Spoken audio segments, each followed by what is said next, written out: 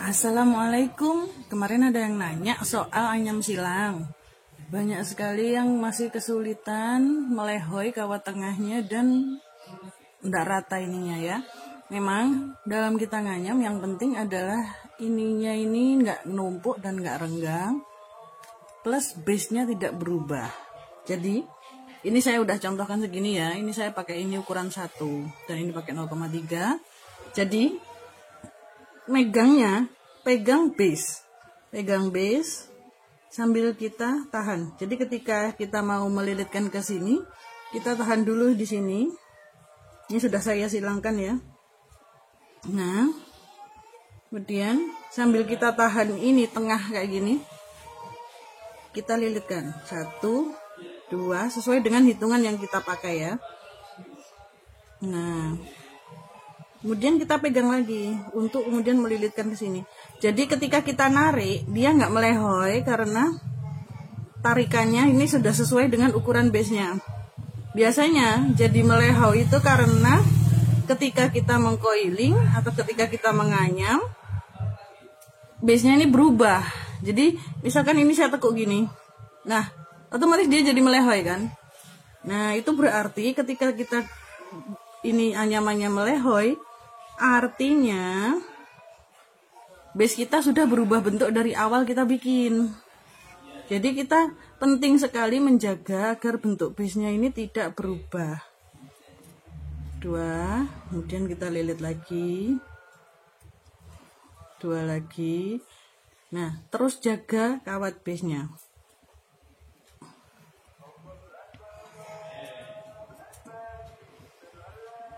Oke.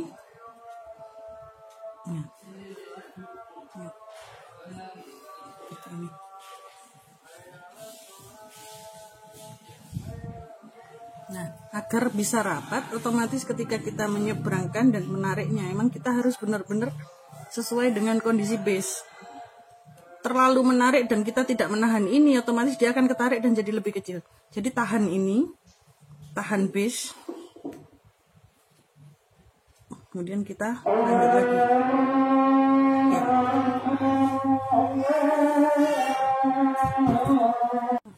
Saatnya kita turunan, katanya Mbak Adiani. Tanjakan ternyata cantik itu karena tanjakan, bukan karena turunan.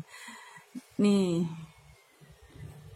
ya kita udah mau turunan. Jadi yang paling penting adalah menjaga agar bentuk ini nggak semakin mengecil dan juga nggak membesar.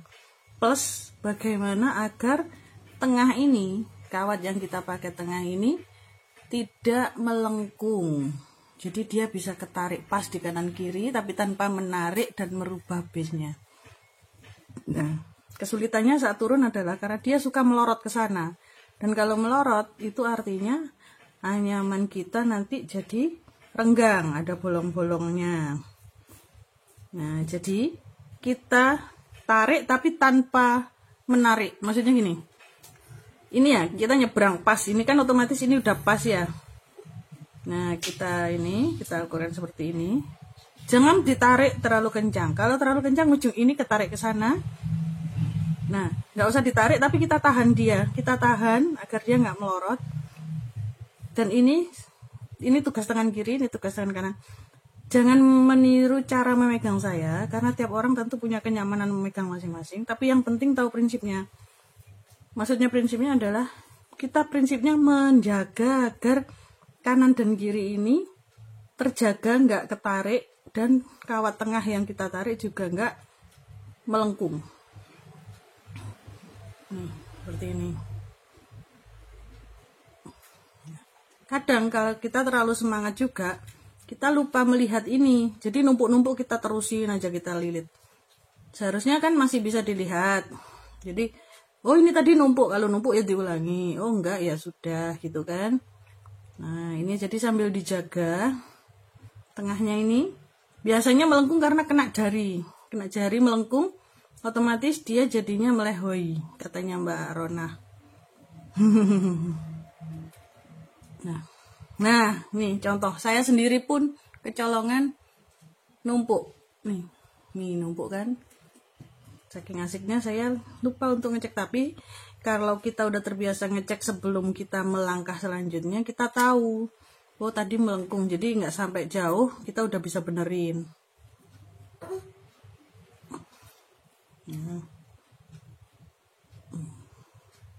Karena memang saya akui, saya sendiri pun sampai sekarang, kalau ngerjain nyamutnya nggak 100%, dan ngerjain anyaman begini, kadang pun juga masih melorot-melorot, masih berenggang, masih melehoi.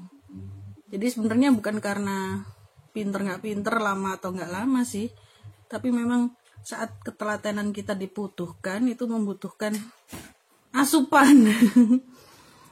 Oke, makanya buat teman-teman yang masih pengen berjuang membuat anyaman silang ini, tambah kesabarannya, tambah juga sajennya. Mungkin yang biasanya cukup dengan Indomie goreng pakai telur 2, bisa ditambahkan dengan nasi padang. Oke, seperti ini ya. Jujur punya saya pun agak melehoi tengahnya.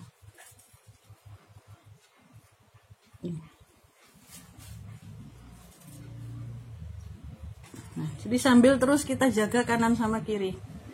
Terus itu satu persatu. Karena kalau nggak satu persatu, kalau kita nggak sabar, kita lilit aja, nggak dijaga satu-satu, tentu dia akan melehoi, tentu nanti bisa merubah bentuk base.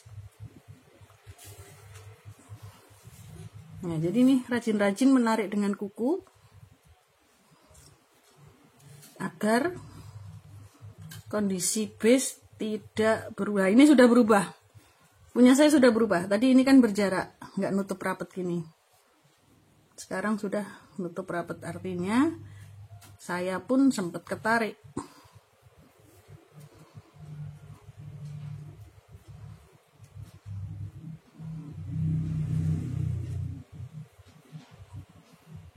Oke.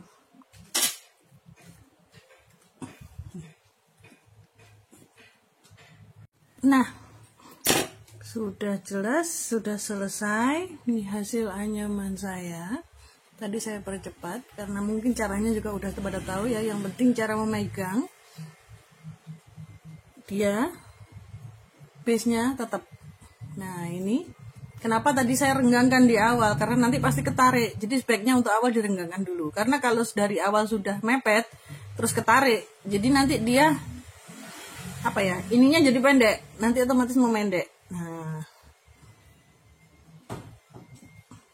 jadi, dan kalau ketika udah mulai mendekati ujung, itu saya biasanya kurangi angkanya. Ini kan tadi sebelumnya hitungan 3. Nah, di sini jeda 2, saya kurangi. Ketika udah mepet, saya jeda 1 gitu aja. Nah, bisa dipahami kan? Semoga bisa dipahami ya. Selamat mencoba.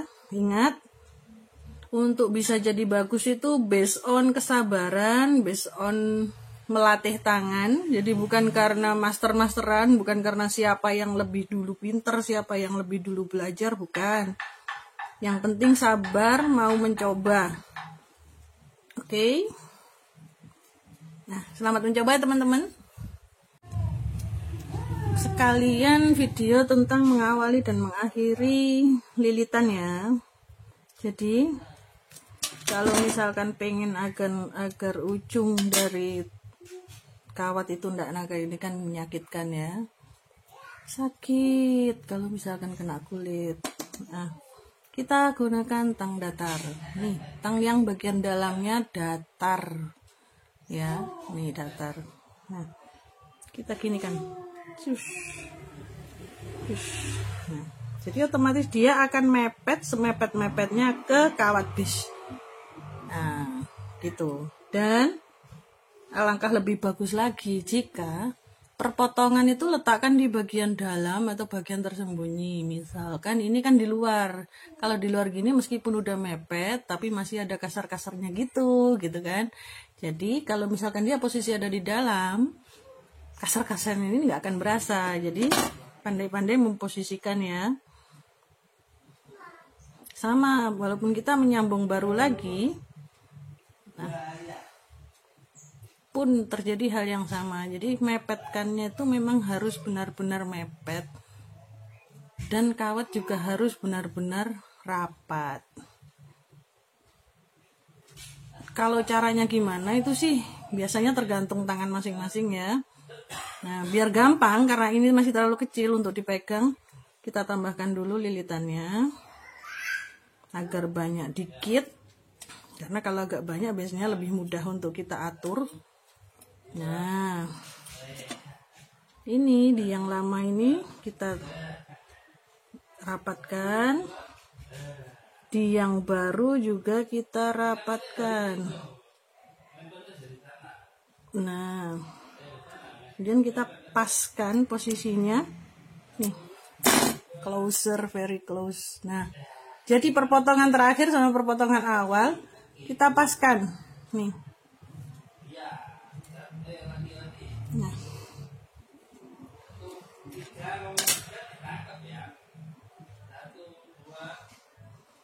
sehingga nanti pada akhirnya sambungan tidak akan terlalu kelihatan. Saya tidak bilang sama sekali tidak kelihatan. Kalau memang bisa meletakkan sama sekali tidak kelihatan, wow, Anda hebat, karena saya sendiri pun tidak bisa melakukannya.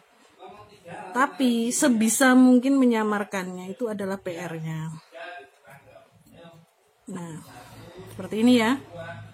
Ini kalau misalkan di sisi sebelah sini sama sekali nggak akan kelihatan. Makanya kenapa sambungan sebaiknya diletakkan di bagian dalam. Ini saya letakkan di luar karena untuk memberikan contoh, kalau di dalam saya nggak akan bisa memvideokan gambarnya. Nah, seperti ini ya.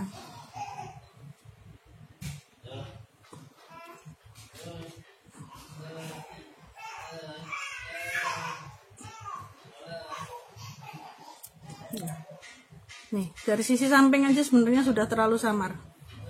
Nih, dari sisi samping aja udah agak samar. Loh, ini dari samping ya. Nggak akan tahu kalau ini adalah lilit, adalah sambungan.